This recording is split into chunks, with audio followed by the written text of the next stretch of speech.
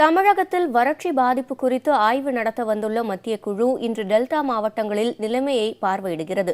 இதுகுறித்து நமது தஞ்சை செய்தியாளர் காதர் ஹுசைனிடம் கேட்கலாம். காதர் ஹுசைன், வறட்சி பாதிப்பு குறித்து தஞ்சையில் ஆய்வு நடத்த மத்திய குழு எப்போ வராங்க?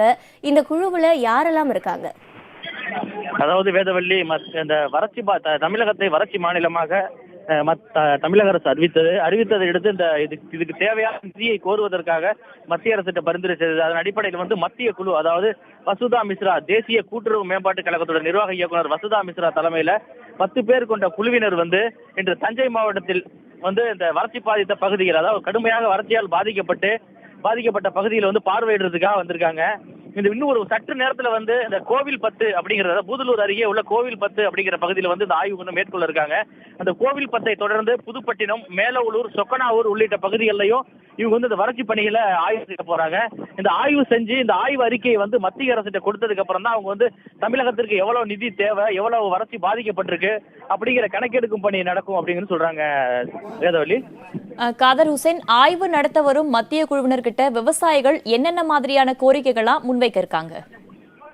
அதாவது விவசாயிகள் இங்க ஒரு கூடியிருக்க விவசாயிகள்கிட்ட கேட்கிறப்ப அவங்க என்ன சொல்றாங்கன்னா, தமிழக அரசு தமிழகத்தை முழுமையாக வறட்சி மாநிலமாக அறிவித்த போதும் விவசாயிகளுக்கு அளித்துள்ள நிவாரணம் என்பது மிக குறைவாகவே உள்ளது.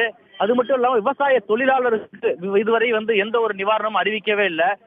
அதாவது அனைத்து சாகுபடி செய்யாத அனைத்து விவசாயிகளுக்கும் ஏக்கருக்கு 25,000 வழங்க வேண்டும். ஏனென்றால் கடந்த 5 வருஷமா குறுவை சாகுபடி அப்படிங்கிறது இல்லாத ஒரு சூழ்நிலையில கடுமையாக வறட்சியை சமாளித்து வருகின்ற அந்த விவசாயிகள் பொய்த்து போனதன் காரணமாக அனைத்து விவசாயிகளுக்கும் 25,000 ரூபாய் ஏக்கருக்கு வழங்க வேண்டும். அதே போல விவசாய தொழிலாளர்களுக்கு மாதம் ஒன்றுக்கு 10,000 ரூபாய் வழங்க வேண்டும்.